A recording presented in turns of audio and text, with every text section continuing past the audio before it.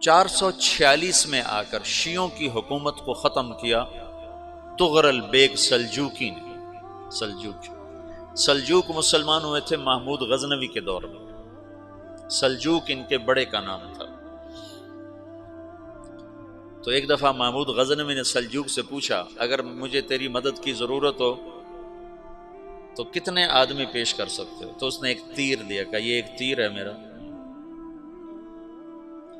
کسی کو یہ تیر بھیج کر میرے علاقے میں بھیج دو تو چند گھنٹوں میں 1,00,000 تلواریں تیرا پہرا دینے کے لیے تیار ہوں، میرے پاس اتنی طاقت ہے۔ تو یہ سلجوک کی نسل میں تھا تغرل بیگ۔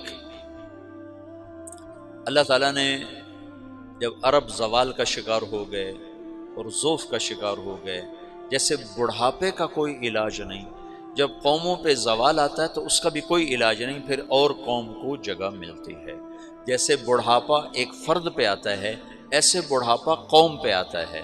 قوم کا بڑھاپا جوانی میں نہیں لوٹ سکتا، جیسے فرد کا بڑھاپا جوانی کی طرف نہیں لوٹ سکتا، قوم کا بڑھاپا جوانی کی طرف نہیں لوٹ سکتا، کوئی علاج نہیں، نئی نسل کا آنا ہی علاج ہے۔ تو عرب دھل چکے تھے، 600 سال بہت ہوتے ہیں حکومت کو، اپنی صفات گم کر چکے تھے، اب نئے خون کی ضرورت تھی۔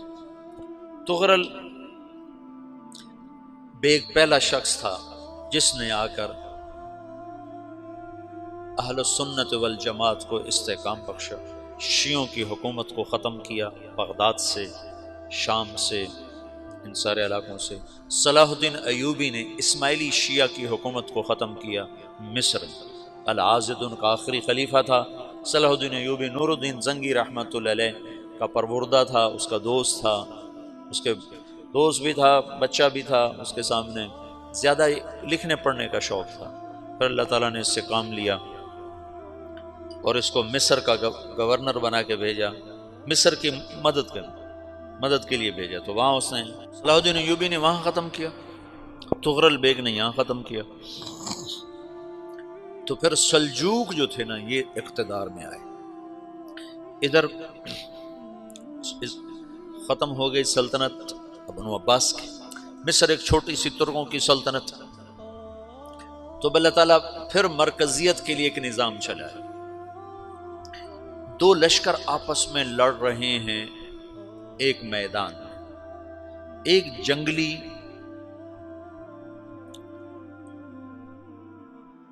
بدوؤں کا قافلہ، جنگل کے لوگ اپنے قبیلے کو لے کر، ایک جنگلی قبیلہ اپنے سردار کے ساتھ نقل مکانی کر رہا ہے ایک جگہ سے دوسری جگہ۔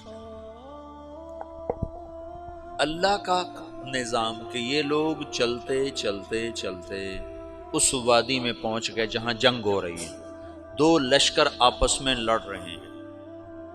جب یہ وہاں پہنچتے ہیں تو ایک لشکر کے قدم اکھڑ رہے ہیں اور دوسرا غالب آ رہا ہے۔ ان کو نہیں پتا شکست کھانے والے کون ہیں اور فتح پانے والے کون ہیں، ان کو نہیں پتا۔ اس جنگلی قبیلے کے سردار کا نام بھی تغرل ہے، تغرل۔ تو یہ سردار کہتا ہے جو شکست کھا رہے ہیں ان کی مدد کرو، کچھ پتہ نہیں کون ہے، کہتا جو شکست کھا رہے ہیں ان کی مدد کرو۔ تو 400 وحشی جنگلیوں نے فاتح لشکر کے پیچھے حملہ کر دیا۔ وہ تو ایک کافی ہوتا تھا، 400 دوڑ جب تلواریں پڑیں تو چند لمحوں میں نقشہ بدل گیا، بھاگنے والے جم گئے اور جمنے والے بھاگ پڑے۔ جب جنگ ختم ہوئی تو شکست خوردہ لشکر کے بادشاہ نے ان کو بلایا، اسے پوچھتا ہے مجھے جانتے ہو میں کون ہوں؟ کہا نہیں۔ کہا تو تم نے میری مدد کیوں کی؟ کہا انسانی ہمدردی کی وجہ سے، تمہیں شکست ہو رہی تھی اس لیے تمہاری مدد کی۔ پھر اس نے اپنا تعارف کرایا، میں ہوں سلیمان سلجوقی، ترکی کا بادشاہ، مسلمانوں کا لشکر تھا اور تاتاریوں سے شکست کھا رہا تھا۔ تاتاری فتح پا رہے تھے، مسلمان شکست کھا رہے تھے، تو وہ اللہ کی غیبی مدد بن کر آئے۔ تو وہ اس سے کہتا ہے میرے ساتھ رہنا پسند کرو گے؟ تم نے میرے اوپر احسان کیا ہے، میں اس کا بدلہ دینا چاہتا ہوں، میرے ساتھ رہنا پسند کرو گے؟ کہنے کا کر لوں گا۔ تو اس نے اس کو لے کر ترکی آیا، اور استنبول اس وقت روم کی حکومت میں تھا، اسے فتح کیا اس تغرل کے آگے چوتھے پانچویں پڑپوتے محمد فاتح نے۔ تو یہ استنبول ہے، یہ ترکی ہے، بیچ میں ایک چھوٹا سمندر ہے، یہاں ایک جاگیر ہے۔ تو سلطان سلیمان کہتا ہے یہ جاگیر تجھے وقف ہے، ادھر سے رومی مجھے تنگ کرتے ہیں حملے کر کر کے، تو میرا دفاع کرتے رہنا، یہ جاگیر تیری۔ یہ اس جاگیر پہ اس نے اپنے قافلے کو آباد کر دیا، اپنے قبیلے کو، اور ایک چھوٹی سی حکومت بنا لی، جو ایک صوبہ سمجھو سلمان سلجوقی کا، وہ ایک چھوٹا سا صوبہ ہے۔ وہاں جب یہ رہ پڑا تو پھر یہ ایک شیخ کے بیت ہوتا ہے، وہاں شیخ طریقت ہے، ان کے یہ بیت ہونے جاتا ہے، وہ اس کو رات اپنے پاس ٹھہراتا ہے، تو ایک کمرے میں ان کا خادم ٹھہراتا ہے۔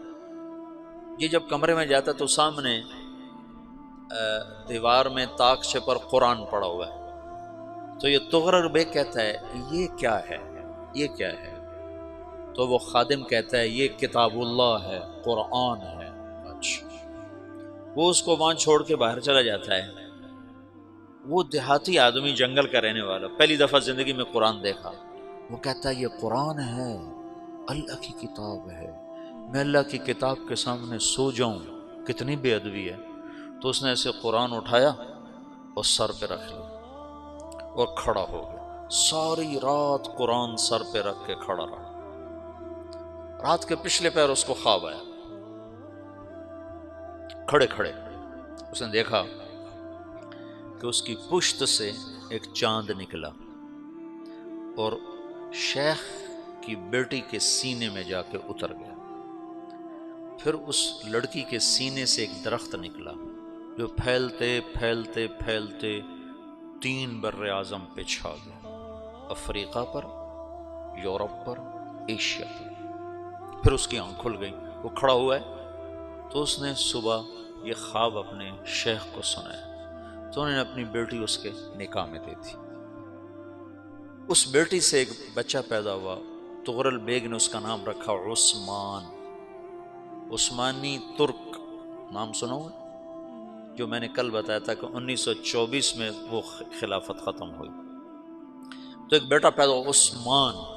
عثمان نے پھر ایک نئی اسلامی حکومت کی بنیاد رکھی جو 1924 تک چلتی رہی، کوئی 800 سال یہ حکومت چلی۔